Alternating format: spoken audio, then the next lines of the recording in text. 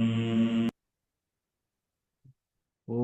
आप्यायन्तु ममाङ्गानि वाक्प्राणश्चक्षुः श्रोत्रम् अतो बलमिन्द्रियाणि च सर्वाणि सर्वं ब्रह्मोपनिषदम् माहं ब्रह्म निराकुर्यां मा ब्रह्म निराकरोत् अनिराकरणमस्तु अनिराकरणं मे अस्तु तदात्मनि निरते य उपनिषत्सु धर्माः ते मयि सन्तु ॐ शान्ति शान्ति शान्तिः अनन्तगुणपूर्णत्वाद् अगम्याय सुरैरपि सर्वेष्टदात्रे देवानां नमो नारायणाय ते. Good morning, good afternoon, and good evening for part 17 of Kena Upanishad.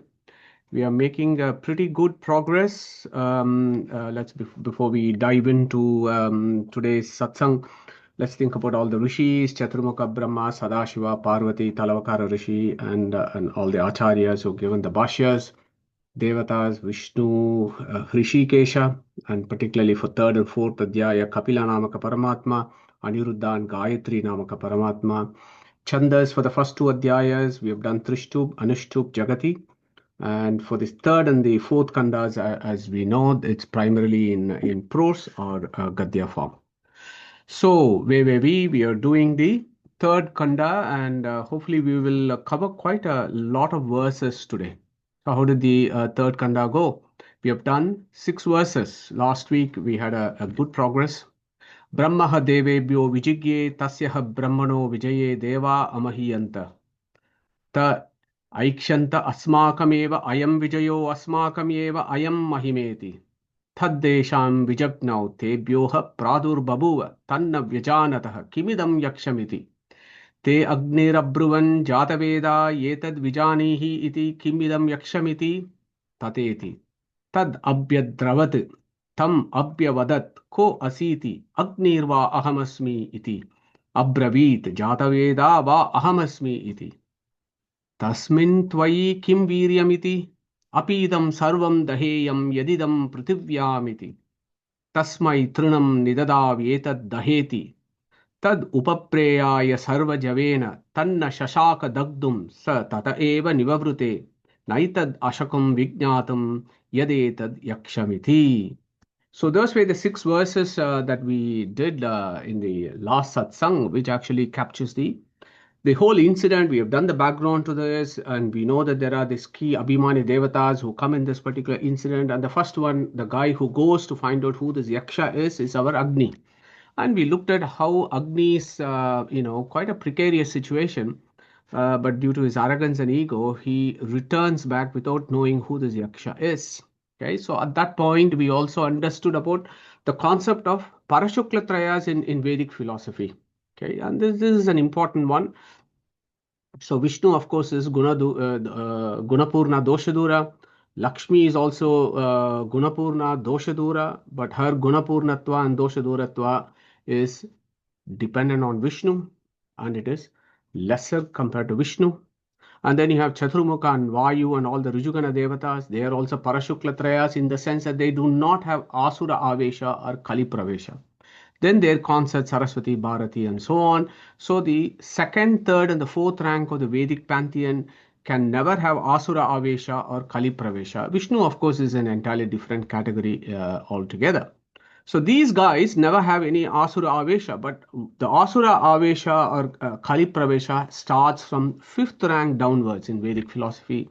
5th rank you have Rudra, Parvati you have 7th rank, then Indra 8, Pravahavayu 11th, 9th rank Agni. So the ones that I have mentioned here are the ones that are relevant for today's or relevant for Kena Upanishad Chintana.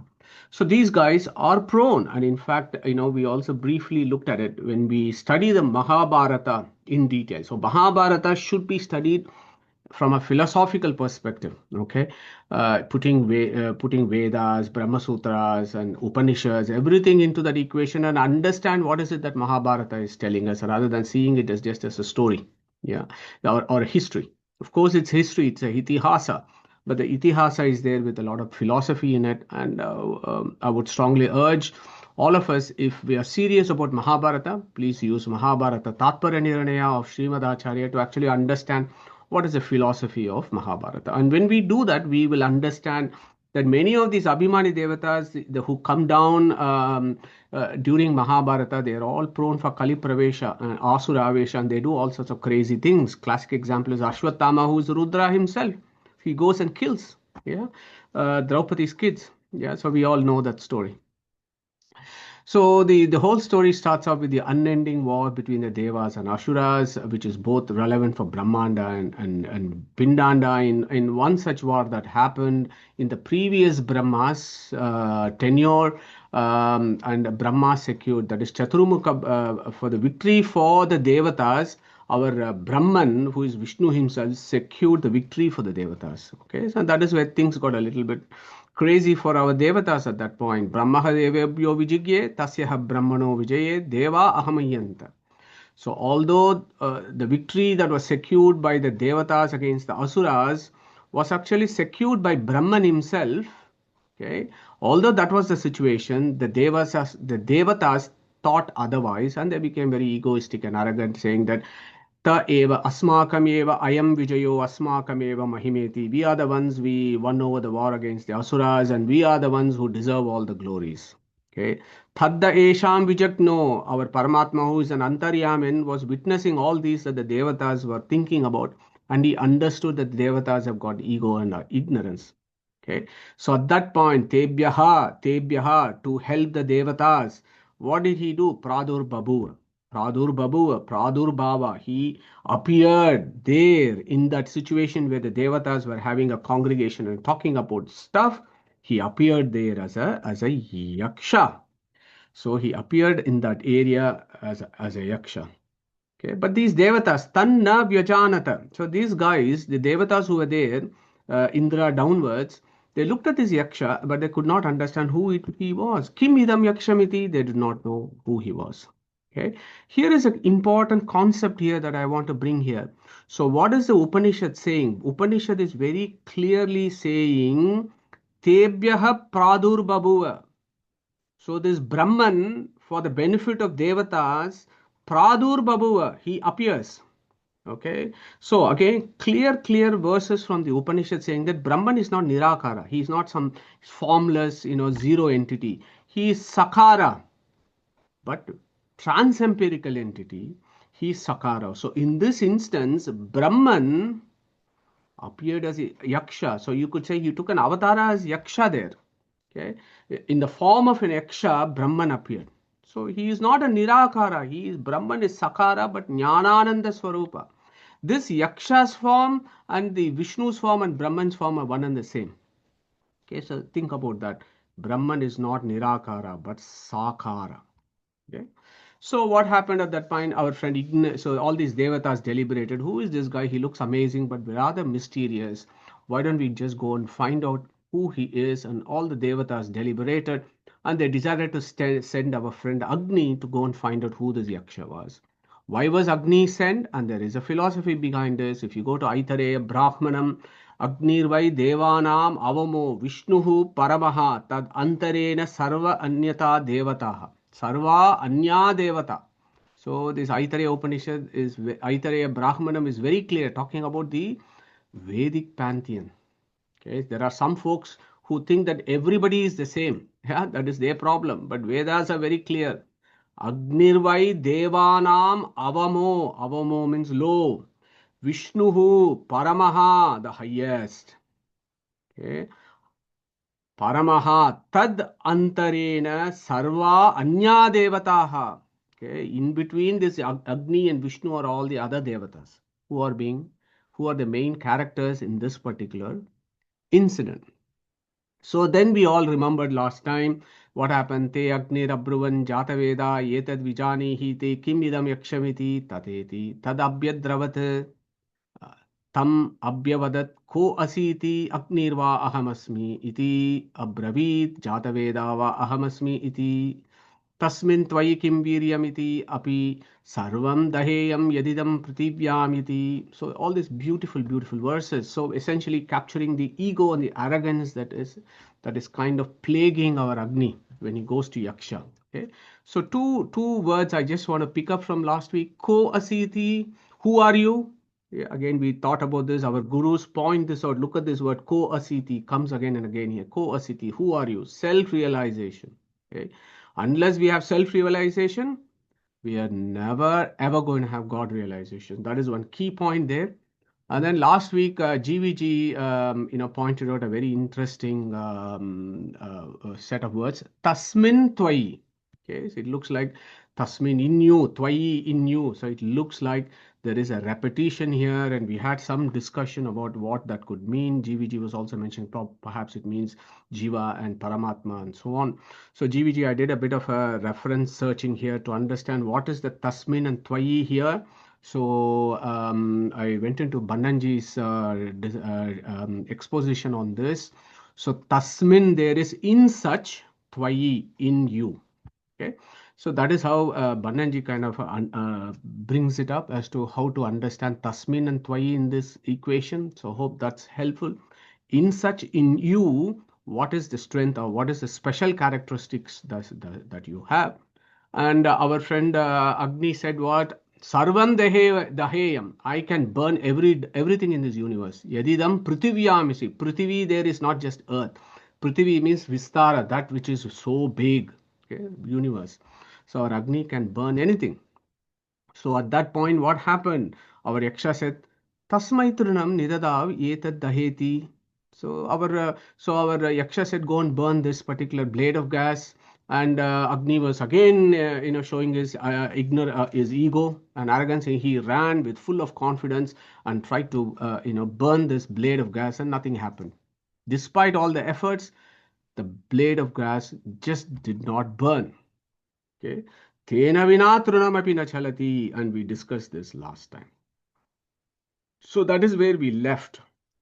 So when we understand the plight of Agni, there is also a deep philosophy here that we need to think about it, because the same Kena Upanishad in the first Kanda, third mantra, न तत्र चक्षुर्गच्छति न वाक् गच्छति no मनः न विद्मः न विजानीमो यत् एतत् अनिशुष्यात्. So remember we did 2 or 3 sessions on this amazing verse. न तत्र चक्षुर्गच्छति, eyes cannot reach him. न वाक् गच्छति, speech cannot reach him. Okay. Who is the Abhimani of speech? Agni. Organ of speech, Abhimani is Agni. Vak. And clearly the Kena Upanishad has already said, it has given us a theoretical background saying that Navag Gachati. Here it is a practical example where the Abhimani of Vak is Agni. What has happened to Agni? Agni goes to Yaksha to try and know him, but he did not know him. So there is the deep philosophy. Yato vacho nivartante. Aprapya manasasaha. Look at this Taittiriya Upanishad. It's so relevant in this incident. Yato vacho nivartante. The speech cannot reach him. So here I just want to break for a minute for us to think about, why do we think that speech cannot obtain the knowledge of God? This sounds crazy because we have just said Vedas is the only instrument by which we can know God, Paramatma. But then here it appears that from these two verses from Kena Upanishad and Taittiriya Upanishad, speech cannot obtain the knowledge of God. Speech has its limitation. Why do we think so? Let's break for a minute and think about what is going on here. So who wants to contribute? Yeah, Sushruji, go for it. Then Saptarshi. Yes, speech will only give us paroksha jnana, whereas what we really need to know Bhagavanta is aparoksha jnana. Thank you. Super, Sushruji. Saptarshiji? I think that by this statement, it is meant that nothing can comprehend Brahman fully or completely. It is not that we cannot know about him, but we can never know about him completely. We can know something, but yeah. Yeah, excellent. So both. Sorry. Yeah, sorry, who was it? Yeah, Panagaji, go for it. I wanted to share, Vedas are aprakrita. Speech is still a prakritic mode of prakritic instrument rather. So, and Brahma is aprakrita. So, while Vedas is aprakrita, using speech as a modality might. That's why we won't get the full idea. Okay, thank you very much, Panagaji. Interesting thoughts. So yeah, all of us have captured some key aspects of the limitation of speech. So just remember, speech is the Vedas is only indirect knowledge. The direct knowledge is the experiential knowledge that comes only during aparoksha jnana, as Sushruji mentioned. And in aparoksha jnana, as Saptarshi mentioned, we cannot get the complete knowledge of Brahman. We can only know about that Brahman as per our capacity. Yeah.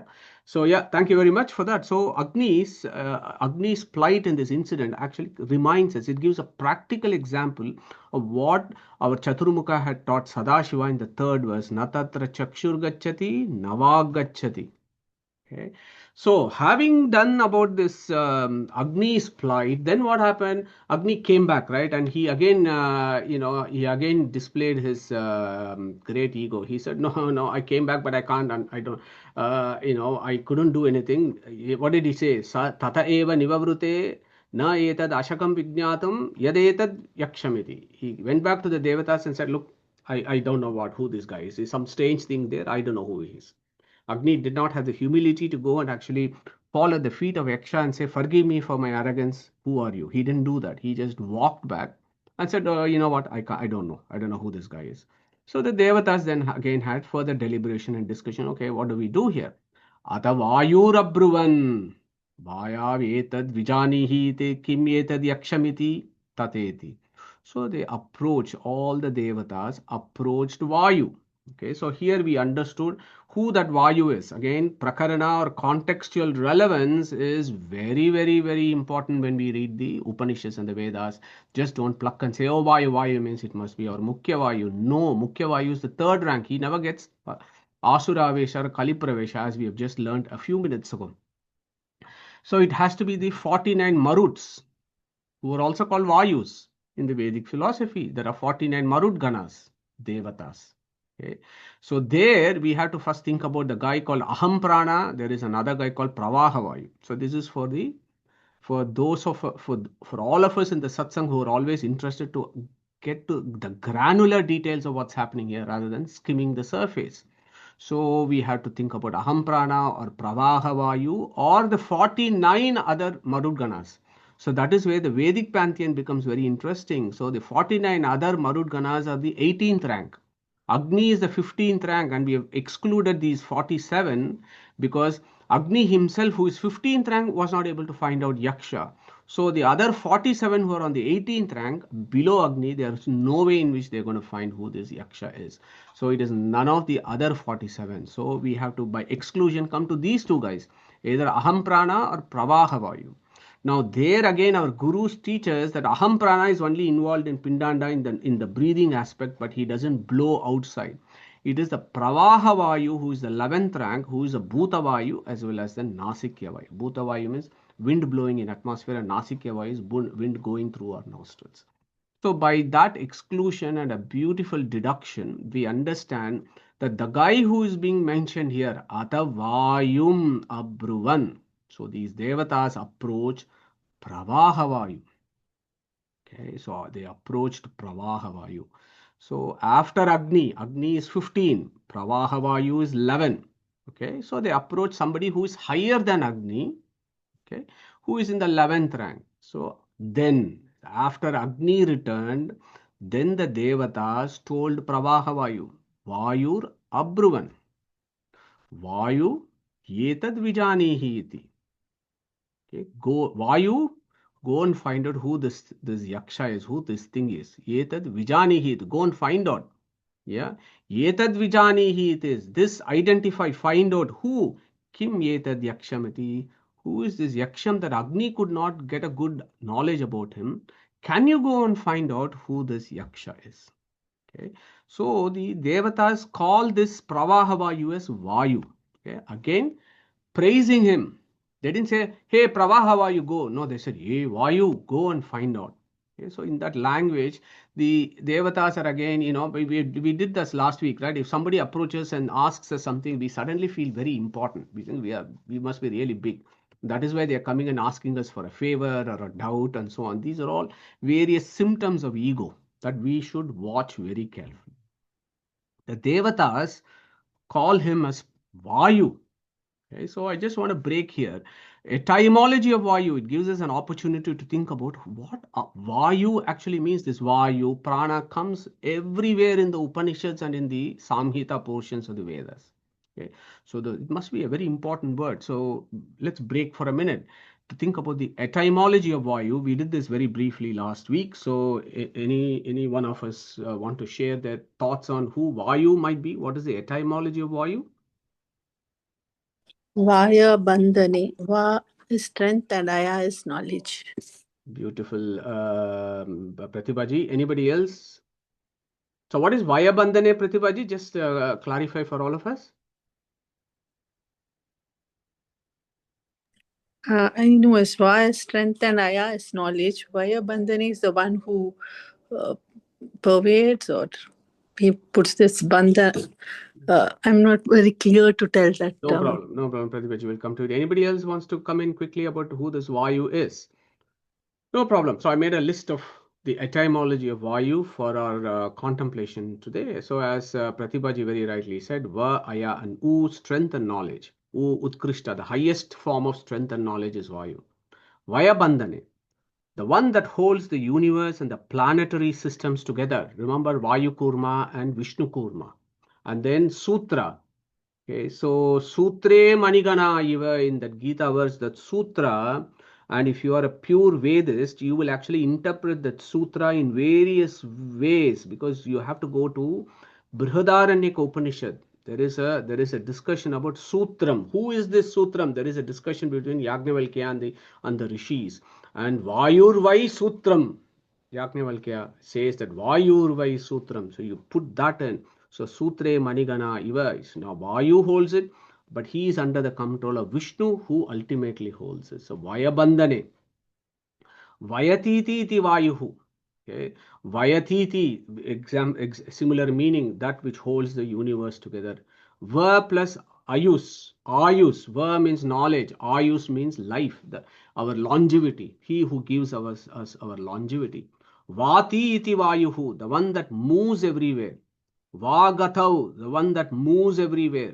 Vati sarvatra gacchati, moves outside as air and inside as breath.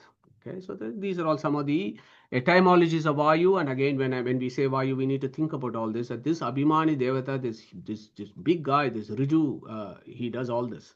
So that is why he's called Mukhya Vayu, Mukhya Prana. And then there are all the other Vayus, right? The 49 Maruts are also called Vayus in one form, but a lot lower than the Mukhya Vayu. But when we say Vayu, we should be thinking about these ideas because all the other Marut Ganas also have these attributes, but far lower than Mukhya Vayu. So don't forget that about the etymology of Vayu. So they praised him. You are such a big guy. So again, our Pravaha Vayu felt proud that he has been selected due to his capacities and he is far superior to Agni. So he said, let it be so. Guys, let me go and find out who it is. So exactly the same words, and we can run through this very quickly. Tad abhyadravat tam abhyavadat ko asiti vayurva ahamasmiti abravit matarishva va ahamasmiti. So there's a new word that's coming here which we are familiar with. So our Pravaha Vayu, he abhyadravat, abhi-adravat. He rushed towards Yaksha with full of confidence like Agni. He said, yeah, I am 11th rank. I am much superior to Agni. I can know who this Yaksha is. So he rushed with lots of confidence. He stood there completely in silence. Nothing came out of his mouth. He was shocked to look at this amazing thing. He became speechless. What happened? Yaksha looked at him. Okay, and said, Tam abhi avadat. Yaksha asked Pravaha Vayu, Ko asiti, who are you, man? He just asked him, who are you? You come, your friend Agni just now came and he ran away. Who are you who have come now? So our Pravaha Vayu, exactly like Agni, displays his ego in full. Again, like us. What did he say? Vayurva ahamasmi iti abravit. Matarishva ahamasmi iti. Okay. So he introduced himself to Yaksha in two big words, like a visiting card that we have that our gurus remind us. Look, we take our visiting card, say, I am this. That is the same visiting card that Pravaha Vayu goes to Yaksha and says, I am a big guy. Here is my visiting card. What is my visiting card's qualification? I am Vayu and I am Matarishwa. So Vayu, we have understood who that Vayu means. Matarishwa is interesting. He says, Pravaha Vayu says, I am famously known as Matarishwa, Yaksha. So you may remember Matarishwa, we have done during Isha Upanishad Chintana, we had this Matarishwa. So we will come to that in a minute. So what does Matarishwa mean? I've given two helpful, etymology for our contemplation. Matari Shwa. Matari means sky. Akasha. Shwa means that which moves, that which goes. So what moves in the Akasha? Wind. So Vayu equals Prana equals Matarishwa. So Pravaha Vayu, who is Nasikya Prana or Nasikya Vayu, can also be called Matarishwa, but not at the same extent and depth as Mukhya Prana. But still, he calls himself as Matarishwa because he is still, moving around in the wind. And in the Pranagni Sukta, which will come in a minute, we have also understood the proper etymology of Matarishwa. Asapta Shivasu Matrushu. Okay. Sapta Shivasu Matrushu. So Matru means words. Shiva means auspicious. Sapta means 7. So that entity who is an expert in all 7 scriptures, he who is always moving or contemplating the 7 scriptures is called Matarishwa. So if you remember our Agni Rigvedaha. Agni is the Abhimani of the Rigveda, so he was full of boasting, saying that I am fully knowledgeable. Here our Pravaha Vayu calls himself as Matarishwa because Asapta Shivashu Matrushu. I am constantly loitering around the 7 scriptures much more than Agni. I am very knowledgeable.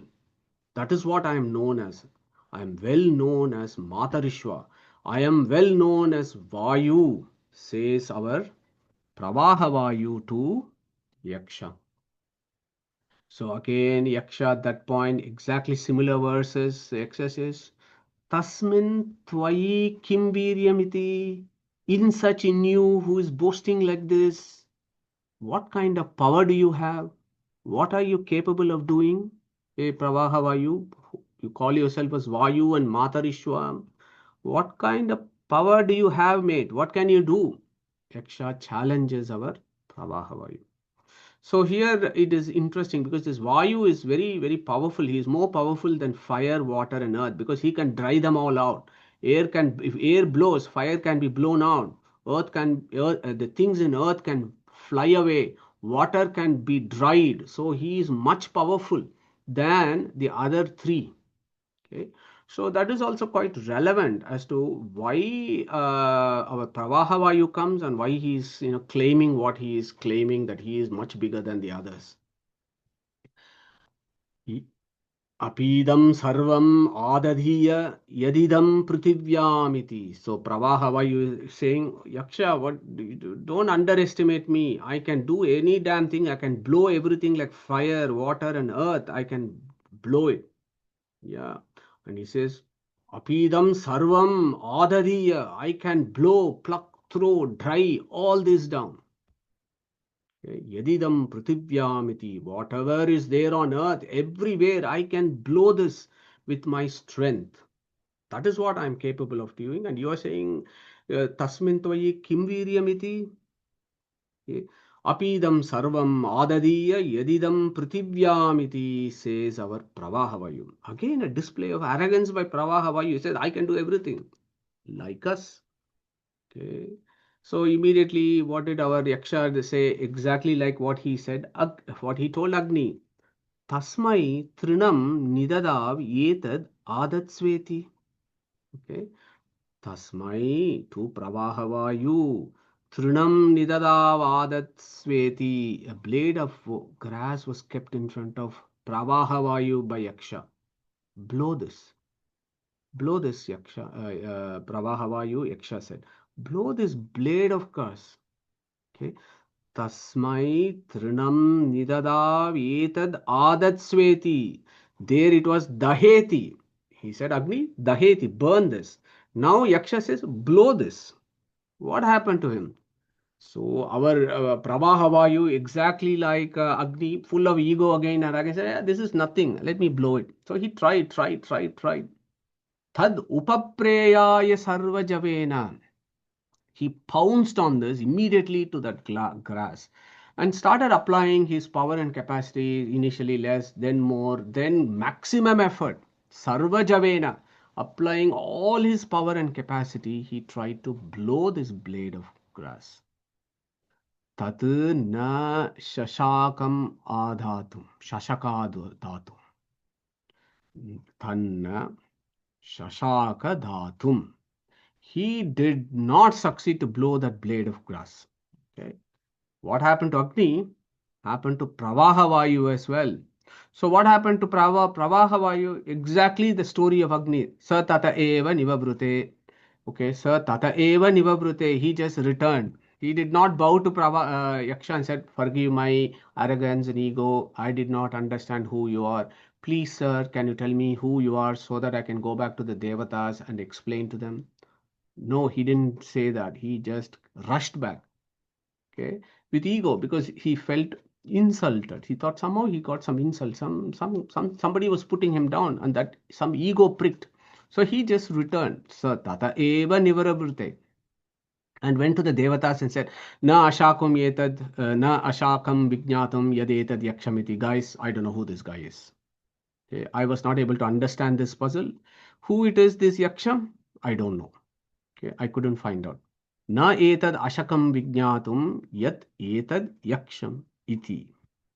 Okay, and again, as we discussed a minute ago, just like Agni, he could have actually humbly bowed, but he didn't because he had that Kali Pravesha, that Asura Avesha, that he had won over the war. He is the most knowledgeable. He is Vayu. He is Matarishwa. He can do anything and everything.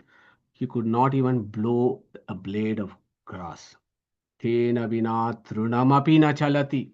A classic example of Pravaha Vayu is this particular statement in this particular Upanishad.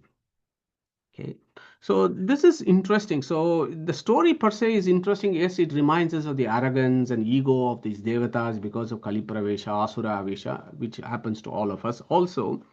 But like how we understood about Agni, it also becomes philosophically very important because Agni, we cannot know him by speech fully, and also we can only know indirectly. Directly, we can know only by aparoksha jnana. Vedas are only, documentations of seers who have experienced Brahman.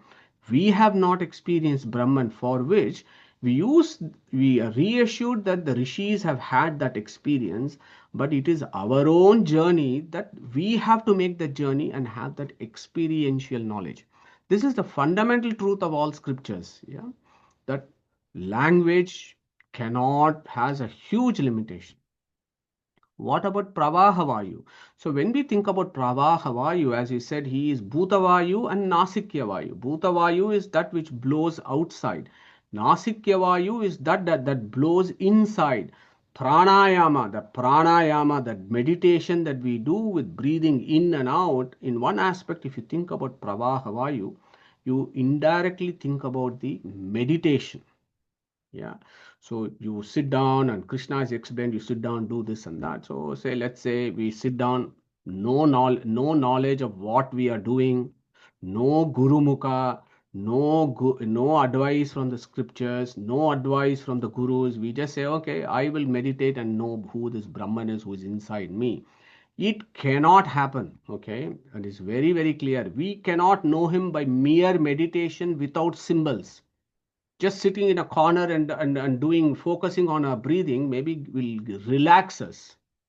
Okay? But it is not going to give us we are not going to be getting into that asamprajnata sthiti where our third eye is going to open and then we're going to look inside and all that. That is not going to happen unless it is done through the efforts with a guide or a guru.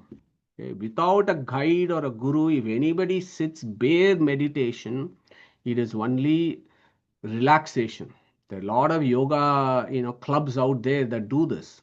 That is just for relaxation. That is not actually for Atma va are drashtavya, shrotavyo, mantavyo, nitidyasitavya, maitre. It is not that dhyana at all. It is just entertainment of just relaxation. So that is one idea we should get, that when Pravahavayu approached Yaksha, he didn't get the knowledge of Yaksha as Brahman. And there is a deeper reason why that did not happen is because we all need a guide or a guru to be able to do all this. Okay, so that illustration comes in the next incident that happens with Indra. So what about Indra, who is Abhimani Devata of mind? Of course, he is the head of all the Indriyas. He is the head of all the Devatas in the Brahmanda. He is the Lord of the heavens and the Antariksha and the Prithvi. He is the king of the Swargaloka, and he is also Abhimani of our hand, and he is also Abhimani of the mind. Okay. So what happens to him? What happened to him? So this is really interesting, takes us to the deep philosophy that what this Kanda is actually talking about. It's a bit of a busy slide, so let's try and navigate this. Ata Indram Abruvan Magavan Yetad Vijanihiti Kim Yetad Yakshamiti Tateti. Okay.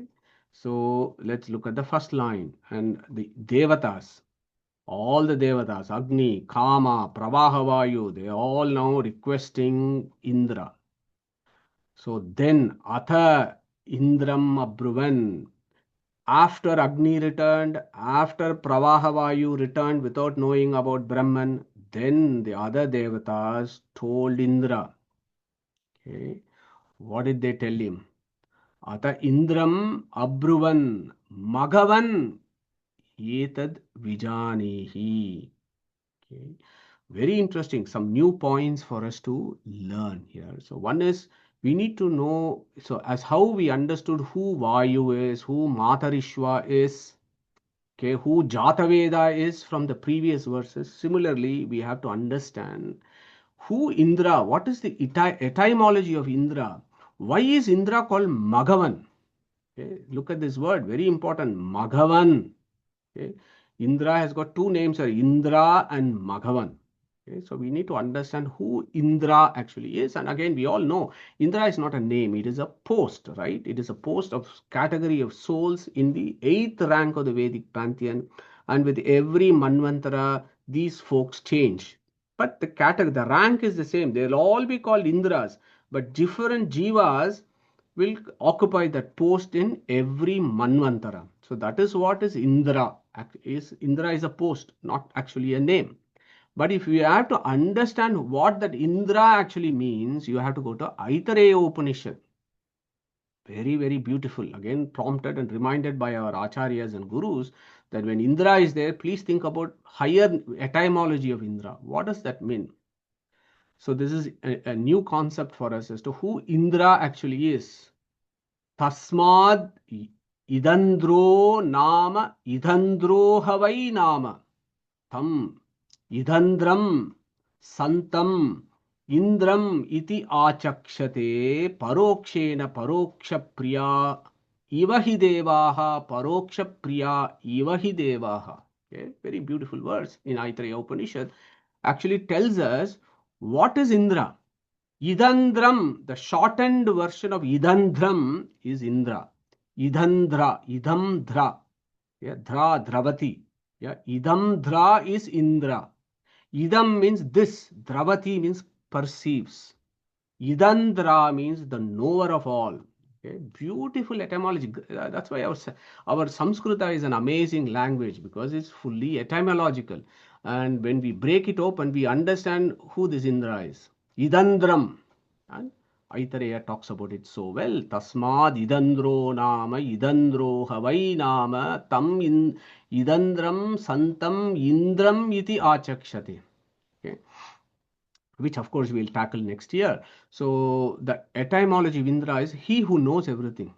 He who is a perceiver of everything. Idandra becomes Indra. Okay. Idandra is referred indirectly as Indra. Then there is a reason why the Devatas, these guys have shortened Varsham and so on. So we will pick that up when we deal with Aitareya Upanishad. Okay, so Idandra is Indram. So again, these Indram Abruvan, so Devatas went to Indra. Again, you see Jataveda, Indra, they're all talking about knowledge. You are highly knowledgeable. Again, the praising is coming along and they say, you are Makavan. Okay. Ata Indram Abruvan Makavan. They praise this Indra as Magavan. Okay. Magavan is beautiful. Yeah, there are so many verses in Veda. I did some little bit of Google search and picked up a few verses for us. Magavan. The word Magavan comes in various places. Rigveda, Kshudra Kshudra Mahamandala. Many of us will be very familiar with this. Nishishuda Ganapate Guneshutvam Ahur Vipratamam Kavinam Narate Tvat Kriyate Kinchanare Mahamarkam Magavan Chitramarcha. Okay, the same Rigveda again says Magavan, Magonam. Again Rigveda, Magavan. So if you go to Rigveda, Magavan comes quite a lot. Magavan, Magavan. Okay. In Indra Suktas, you will see Magavan quite a lot. And our Vishnu, of course, is called Magavan. So what is Magavan? Magavan means Makhavan. Makha. Okay. Makha means Yajna. Yajna means sacrifice. Vedic sacrifice. The fire sacrifice is called Makha. Okay. One who is worshipped in Vedic sacrifice is Makhavan. Therefore, he is called, the guys who are worshipped in Vedic sacrifice are called Magavan. Okay. He who is worshipped in the sacrifice in Vedic yajnas is called Makhavan, and the synonymous word for Makhavan is Magavan. Okay.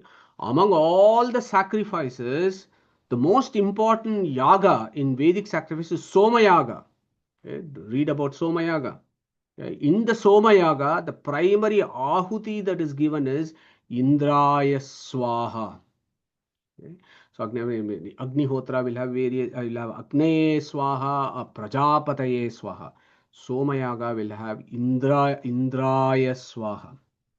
Soma Yaga is the foremost of all Vedic sacrifices, and in that Indra is evoked and worshipped.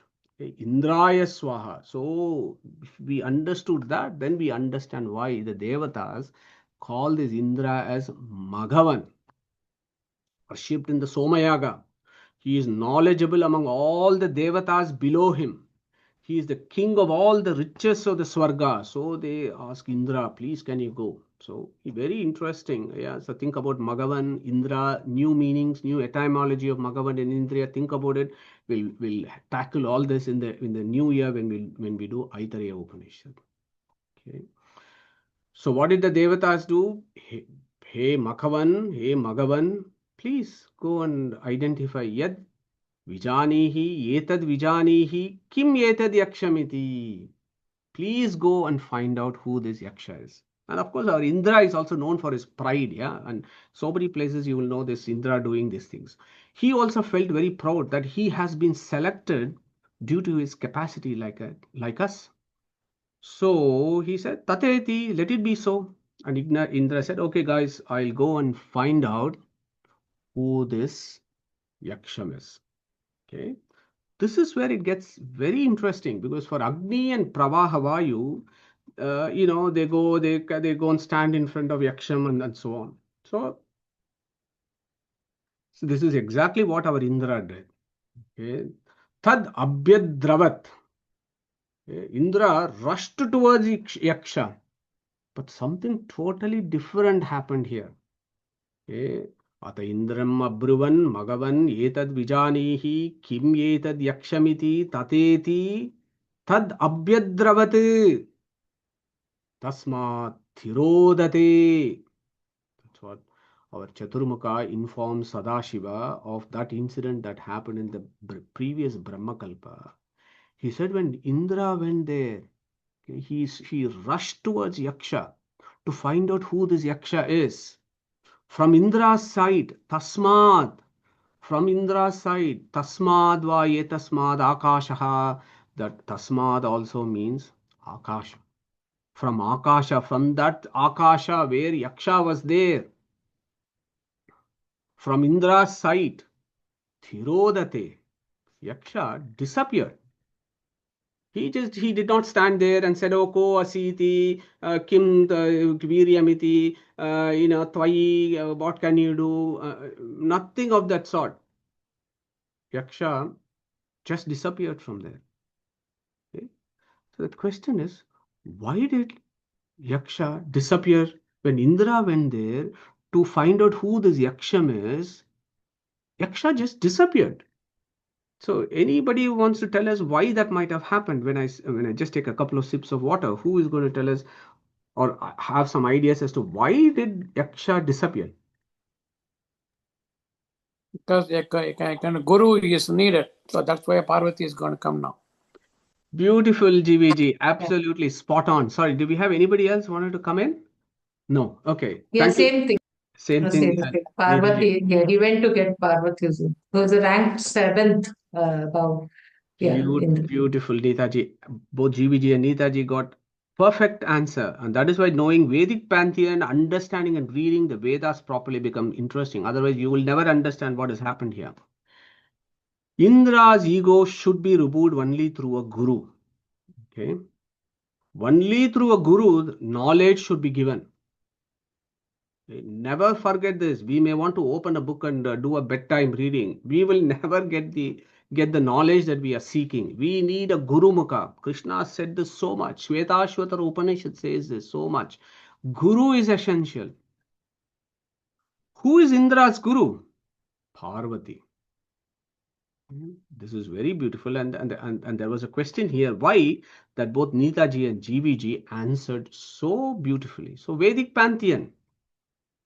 Indra is number 8 in the Vedic pantheon. Okay. Parvati is number 7 in the Vedic pantheon. There is the concept called Niyata Guru. So who wants to share with us the concept of Niyata Guru? Who is that Niyata Guru that we need who can actually give us a direction towards Aparoksha Jnana? So who is going to tell us that? Who is a Niyata Guru? No problem. So Niyata Guru is, we may all, so this is again a new concept for most of us in the satsang, but this is a Vedic concept of Niyata Guru. At this point of time, we may seek, we may search for various gurus, we may go and read, we may join some satsang, we may read some guy's book, we may go to some YouTube channel, we may hear some chap saying something. So because we are all searching, right? We are searching for our guru. We are all searching for our guru. That is what is going on. And the Veda says if you start the journey, and again Chandogya Upanishad talks about this very, very beautifully, where a man is left in the forest blindfolded, and then he makes his way back to Gandhara by asking various people for direction. That is exactly what is going on. Here you may approach different gurus, but ultimately when you have made so much sadhana in your life, what will happen is a guru will come and find you. Okay. You don't have to go and find a Niyata Guru. When you have done sufficient sadhana, the Veda says, a Niyata Guru will come and find you guys and he will give you direction for Aparoksha Jnana. Okay. So that is exactly what is going on here. That concept of Niyata Guru. Who our Niyata Guru is, we don't know. But you and I, we will have to keep searching. And, maybe in this life, maybe in another life, maybe in several lives from now, we may find our Niyata Guru. We just don't know. Somebody who will actually take us towards Aparoksha Jnana. Okay. Think about the Niyata Guru, which is so important here. So, तद्विद्धि प्रणिपातेन परिप्रश्नेन सेवया उपदेक्षन्ते ते ज्ञानं ज्ञानिनः तत्त्वदर्शिनः यस्य देवे पराभक्तिः यथा देवे तथा गुरौ तस्य एते कथिताः हि अर्थाः प्रकाशन्ते महात्मनः. Important things about Guru. Which Guru? Niyata Guru. Okay. So as Neetaji and GVG pointed out, Indra's Niyata Guru is the Parvati, Uma, who is the 7th in the Vedic pantheon. Indra is number 8. She is one step above Indra and she is the Guru for Indra. And it is that Parvati who has to give him the knowledge of Yaksha, who is Brahman, not Yaksha himself. Yaksha himself never gives the knowledge, or Brahman himself never gives the knowledge. It is always through a guru. And in this situation, Parvati gives the knowledge to Indra. Okay, so here I have a very interesting question. If that is the case, that if the Lord can never directly teach us about him, but it's always through a guru, here is a problem. Why did Krishna then teach Arjuna, who is Indra's avatara in Mahabharata? We all agree, right? Arjuna is Indra's avatara. So when Arjuna had all this, he was sweating and shivering and hair was on end, he saw all his relatives and so on. Parvati could have come and taught him. But we have read in Bhagavad Gita, it is Krishna who teaches Arjuna. Okay. So who is going to reconcile this? How do we understand this? Any thoughts on this? Not a problem, but an interesting situation. Because Arjuna submits to Krishna and says, I will be your student. Yeah, but then Krishna could have disappeared and Parvati could have come and taught him, right? Anybody?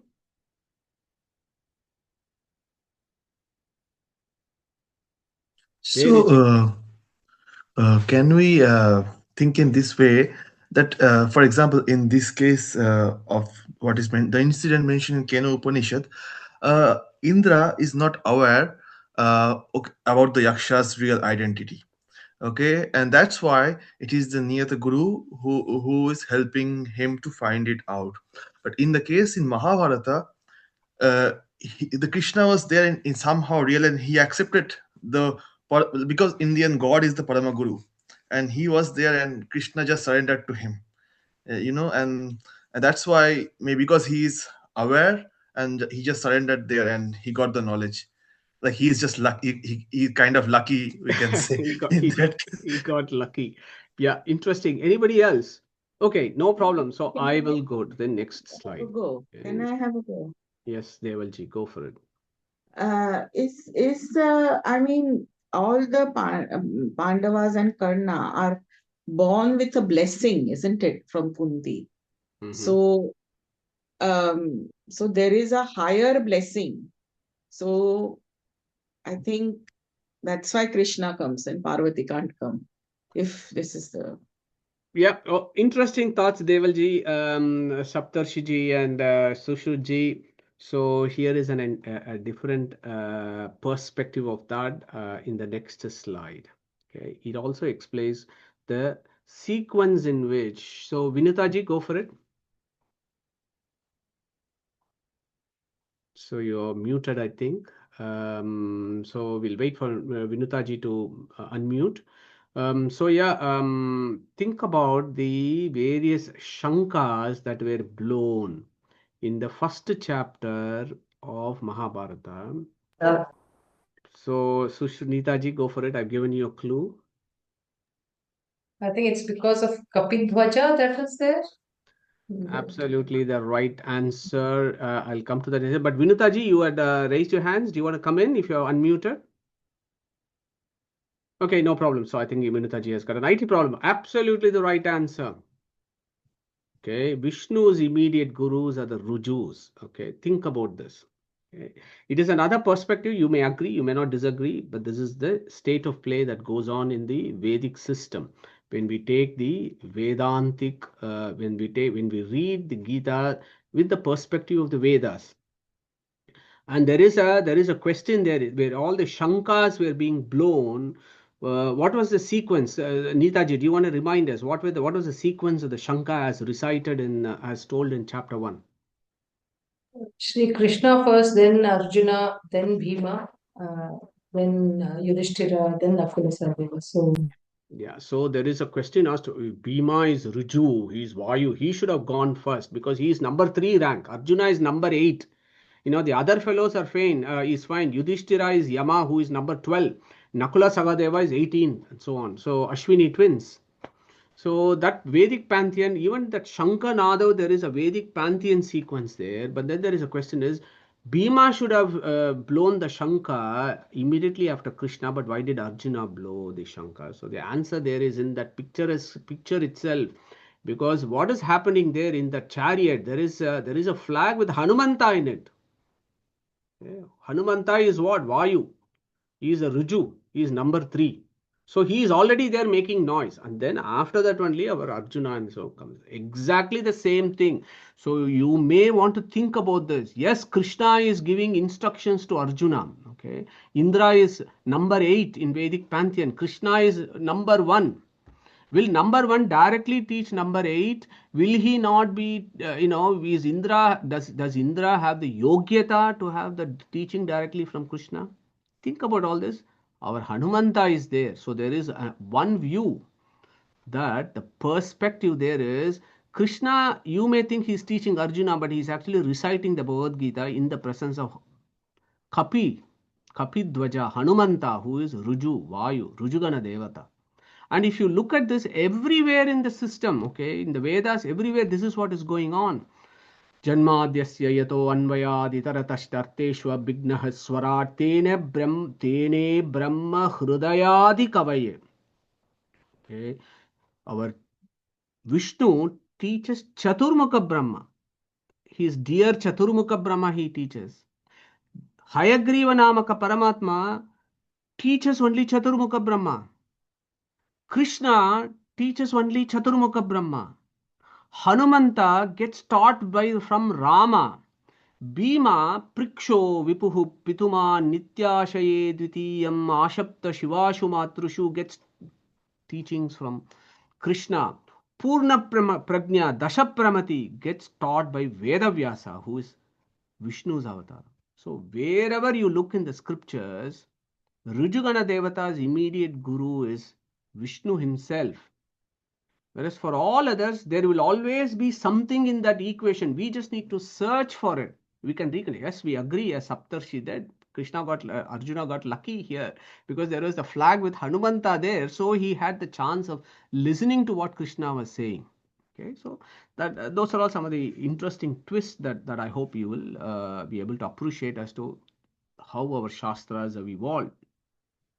Now, what I wanted to do is just so that we cover the third and the fourth kanda, I'm just going to extend today's satsanga to just a little bit longer so that we are able to cover and finish third and fourth kanda. So bear with me. We might maybe spend another 15-20 minutes.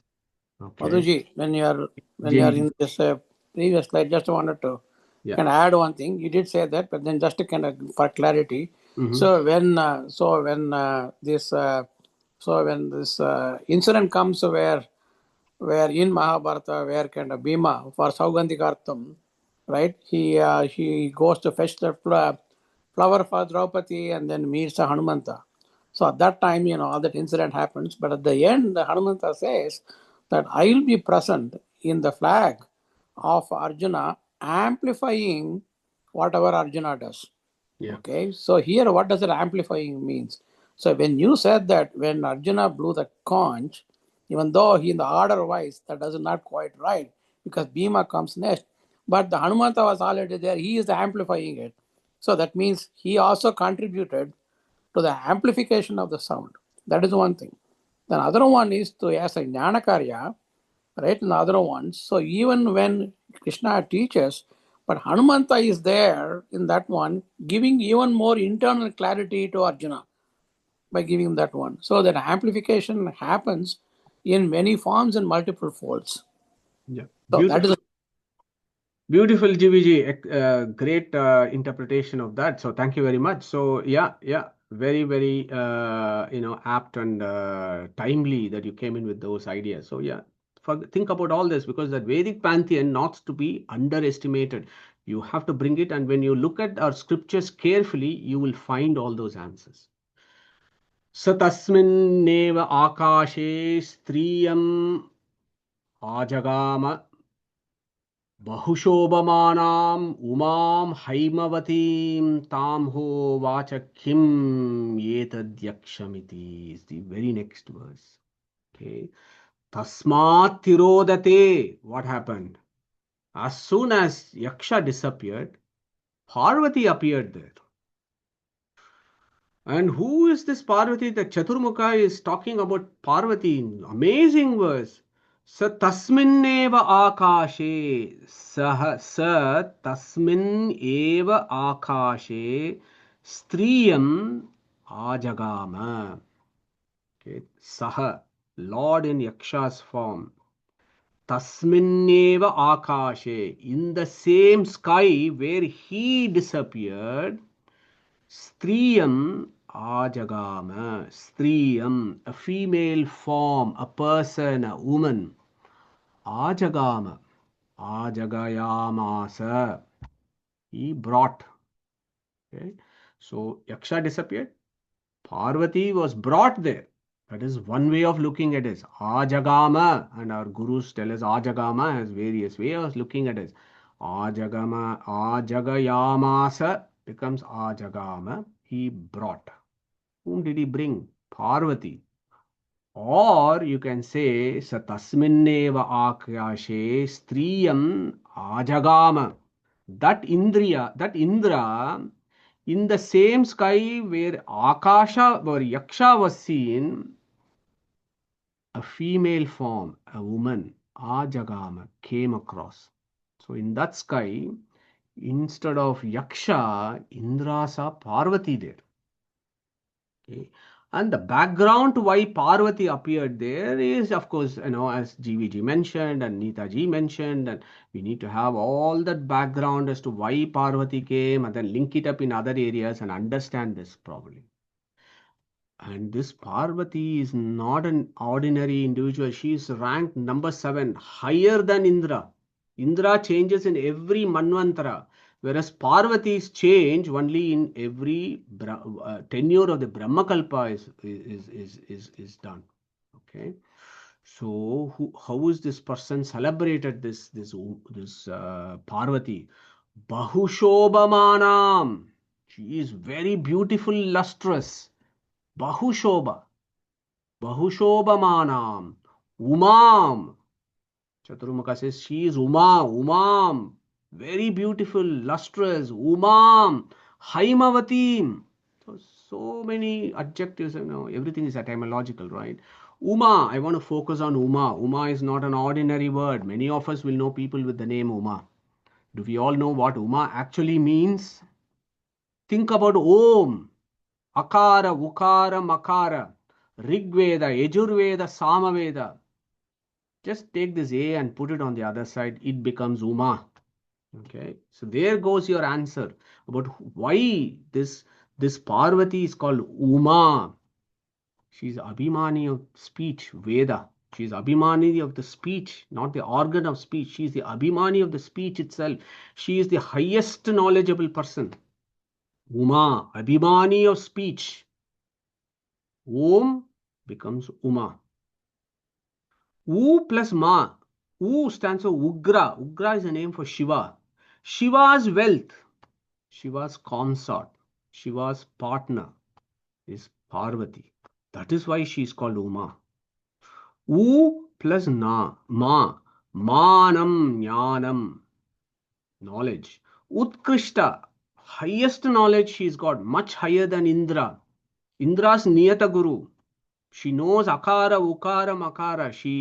Agni knows a little bit of Rigveda, but this Haimavati, Uma knows everything. Abhimani of speech and Veda. She is the daughter of Himavan. Haimavati, Himavan. It's not the Himalayas. Abhimani of the Himalayas is called Himavan. His daughter. Okay. So here is a quick quiz. Parvati also has got, she also appears as Daksha Prajapati's daughter. What's her name as Daksha Prajapati's daughter? Who's going to answer her? Quick quiz. Dakshayini. Dakshayini, Daksha Prajapati, Dakshayini. What is the other name for Dakshayini?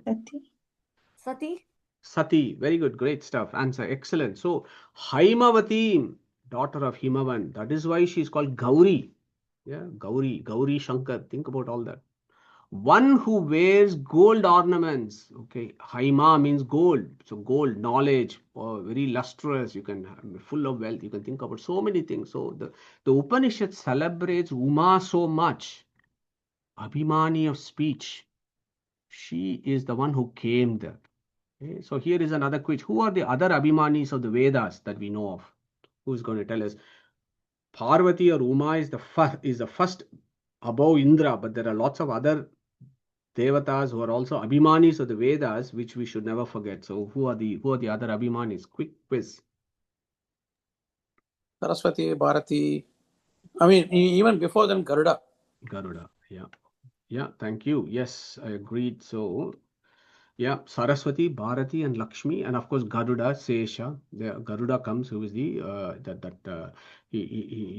Garuda Vahana, we say, right? Garuda Vahana means Vedas. We can get the knowledge of the Vedas only through the knowledge of Vishnu only through the Vedas, and the Abhimani of that is Garuda, as GVG mentioned. Then you have Saraswati, Bharati, and Lakshmi. So I was just focusing on these three devatas here. Saraswati, Bharati, and Lakshmi are all Abhimanis of the Vedas. But here we are talking about Uma, who is celebrated so much in the Upanishads. So now we understood who is Haimavati, who is Uma. Okay? So the Uma appeared. So sa tasminneva akashe striyam ajagama bahushobhamanam umam haimavatim tam ho vacha. Kim yetad yakshamiti. So now Indra, although he had all the arrogance and he rushed, he was determined to know about who this Yaksha is. And then once Parvati comes there, of course he understands, I need to know about who this Yaksha is only through my Guru, who is Parvati, who has now appeared there. Remember Taittiriya Upanishad Bhashya of Srimad Acharya, he said, when Yaksha Rupaha Pradurabhut Uma Shiva Samanvitaha Brahmana Chapi Sahita Yetebhyo Api Parohi Aham. So when Yaksha came, Uma, Shiva, and Chaturmukha Brahma, they all came with Yaksha. Yaksha disappeared. Parvati was there. So Parvati now appears to Indra there. Tam ha uvacha. Her with wonder, excitement. Tam to her. Uvacha, Indra asked. Mother, kim etad yakshamiti? What is this yaksham? Who is this mysterious being? Is the question that Indra asked. So when we did this Indra situation, remember today we recapitulated on Agni, then we kind of did a revision on Pravahavayu, what happened to him, then we understood what happened to Indra. Okay. Here is another very important idea also that we need to capture. Tasma Tirodate. Okay. When Indra went towards Yaksha, Yaksha disappeared. Okay, so there is a subtle philosophy there. Again, our gurus tell us that Indra is the Abhimani of the mind. Okay. The mind just can't understand Brahman. The mind has to be emptied. The mind has to be made blank, as we are called. The mind has to be made still. It should not be thinking about anything. Then you get the knowledge of Brahman. So that also is an idea of, if the third eye needs to be opened, the mind has to be made still and blank. So the tasmat tirodade also gives you those ideas. Okay, think about that. Sa tasminneva akashe striyam majagama bahushobhamanam umam haimavatim tam ho vachakim yetad yakshamiti. That is how the third kanda stops. Iti keno upanishadi tritiya khandaha. And immediately we go into the fourth kanda. So what I'll do is, I don't want to do the whole, let me at least do the first verse. And in the next session, we will do the rest and close Keno Upanishad. So what did Uma tell? Uma had to teach. Uma Haimavatim had to teach Indra. What did she teach? That is the first verse. Brahmeti hovacha brahmano va etad vijaye mahiyadvamiti tatoha vai vidanchakara brahmeti. Okay. Parvati now teaches, okay, Indra and says, Indra, that Yaksha who was there, that Agni and Pravahavayu could not understand, and you approached that person and he disappeared. You asked me who that Yaksham is, and because I am your Niyata Guru, let me teach you who that Yaksha is. Brahma iti hovacha. Yaksha is Brahman himself, Brahma Shabdashta Vishnaveva. So that is what this Uma teaches our Indra. So we know everything about Brahma. That is why all the previous thing that we have contemplated becomes so easy to understand. When Uma said Brahma iti hovacha, that Brahma means what? Atakasmaduchyate brahmeti bruhanto hi asmin gunaha kalato deshatah gunatah cha paramamahatvam satah parabrahmanaha atato brahma jignasa brahma shabdashcha vishnaveva. So all those ideas should come into us, and then of course we are all experts on who this Brahman actually is. Yeah. So Uma says Indra, that Yaksha is Vishnu himself. Yeah. With wonder she teaches Indra. Yeah. Brahmeti hovacha. Brahmano va etad vijaye. She reminds him from the very first line of the third verse. Okay. Brahmano va etad vijaye. All your victories against asuras, all your conquering over the sense objects, and you jivas, you, that is you and me in satsanga, we have this body and Indra, and if we have won over that external sense objects, it is this Brahman who is victorious. It is this Brahman that he makes everything do. It is this Brahman who controls the Abhimani Devatas. And through the Abhimani Devatas, we operate our sense organs. And through that, we have an interaction with the sense objects. He is the person who is the independent controller. Brahmano va etad vijaye. This verse for Rigveda is very timely here, which we did just a minute ago. Nishusi the Ganapate Guneshu Tvamahur Vipratamam Kavinam Na Rite Tvat Kriyate Kinchanare. This Rigveda says, without him, nothing moves, nothing works. He is the independent mover of everything. Okay? And Uma says that Yaksha is Brahman himself. Brahmanaha Vai. Victory over asuras through Visesha Avesha. Okay. But what she reminds him, reminds the Indra, Mahiyatvam iti, you became proud. Okay. So did all the other devatas because of Ashura Avesha. You became proud. Look at your other devatas.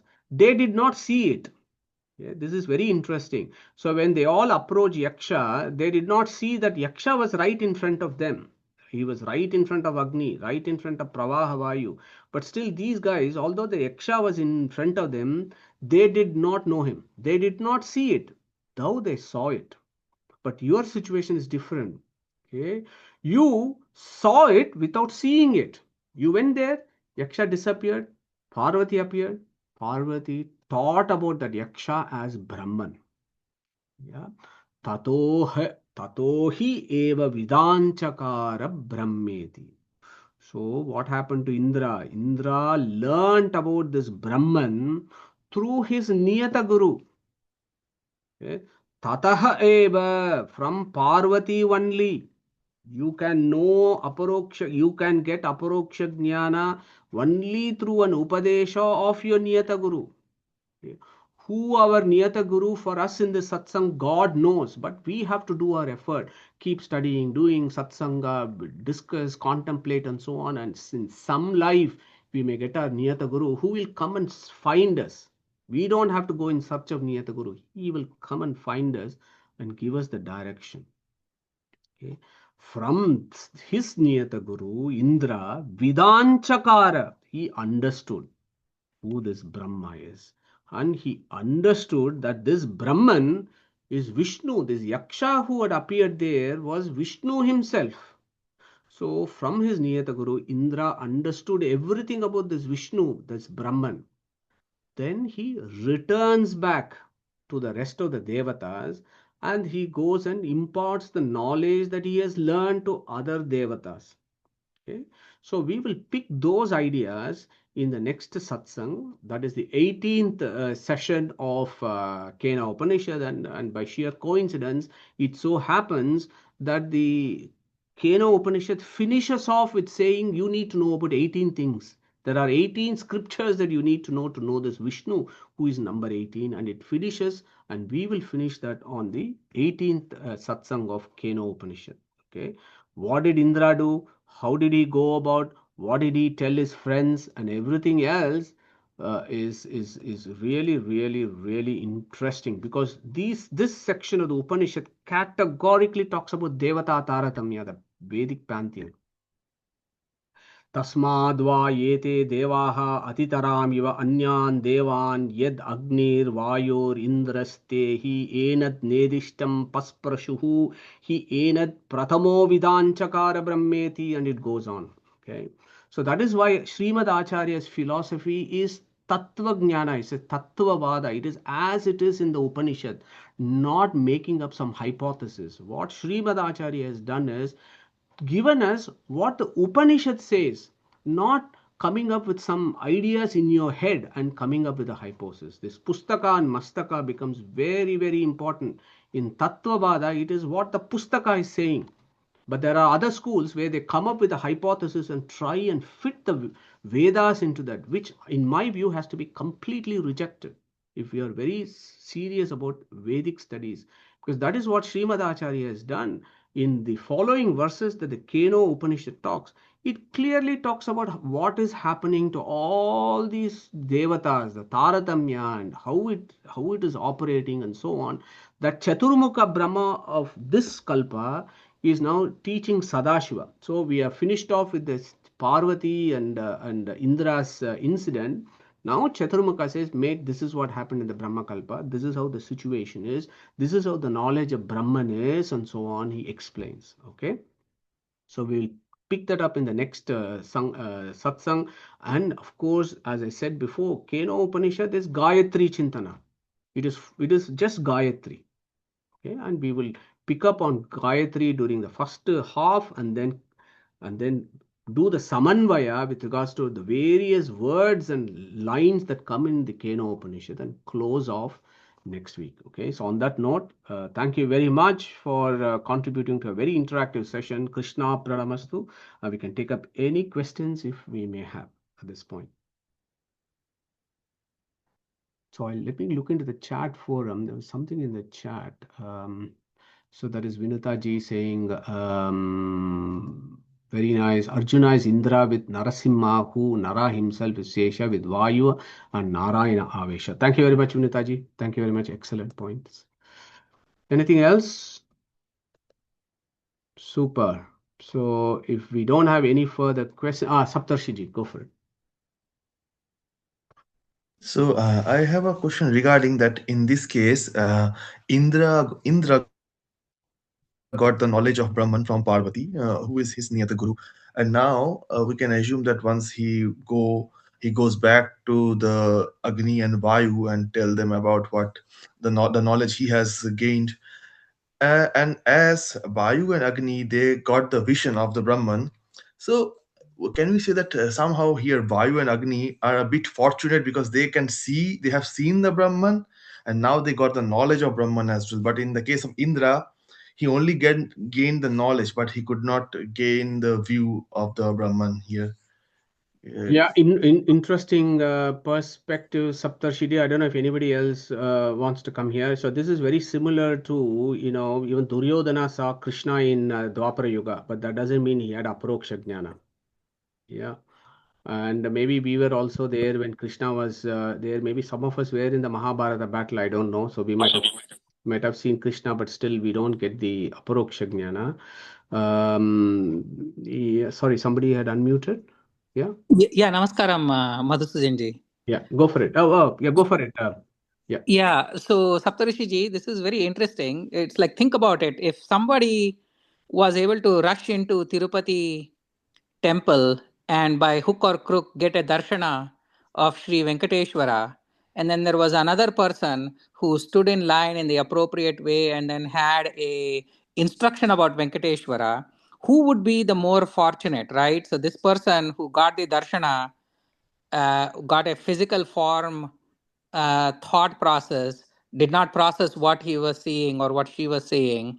But the other person did not see Venkateshwara, but got a very, very good and sound understanding, so that the next time he goes to see Venkateshwara, he has a much better view. So this is not a one and done kind of a thing, once and done kind of a thing. It happens again and again and again and again. So in this particular case, I would encourage you to think along those lines, is what I would say. Thank you, Venkiji. Thank you very much. Great thoughts. Anybody else? Add a comment? Yes. Srikanth. Venkiji provoked a good thought. Namaskara, Venkiji. Namaskara. Swamigalu answered that question this way. If you cut the line and get in front, you only saw my murti. Yeah.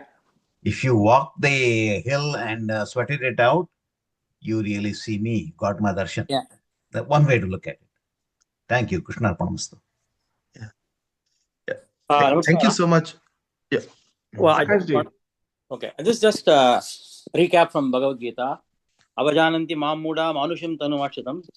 Here it is Yaksham Tanuvakshitam. So doesn't mean that they are Muda. They are, of course, much higher than us, but only through a guru, like what you said, you'll get that jnana. So just because you saw him doesn't mean that you saw him.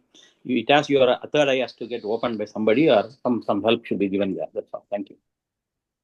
Thank you very much, Prakashji. Another thing, Shaptarshi, I wanted to say is in Brahma Sutra, third Adhyaya, okay, Sadhana Adhyaya, Vedavyasa, there is a set of sutras. We don't have time to pick it up next week, but there are a set of sutras. Check it out in the third Adhyaya, where Vedavyasa says, may change gurus. Yeah, if you think your guru is not good enough, change him. Okay? If you find another guru who is better than this guru, change him. Okay, Vedavyasa is given clear instructions, change gurus so that your aim should be to get the knowledge, not to appease a guru. Yeah, so we can keep changing gurus, so there is no problem with that. We can all be reassured because Vedavyasa himself has instructed us, and not changing the gurus because we don't look like the appearance of some guru, but because if we think the knowledge that is being imparted is a little bit on a slippery slope, then I think it's perfectly fine to change and go to other gurus and learn, read different schools, and then find that system that attracts us, and then you follow that route, and eventually you will find your Niyata Guru is what the system is. Excellent. So on that note, thank you so much. If there are no further questions, may I ask, let's pick up Srikant ji today to recite Omkara, and then we'll close today's session. Srikant ji, over to you.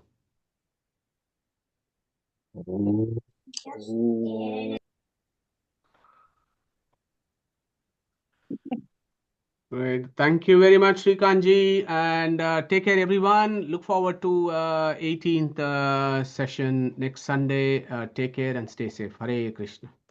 Hare Krishna. Hare Krishna. Hare Krishna.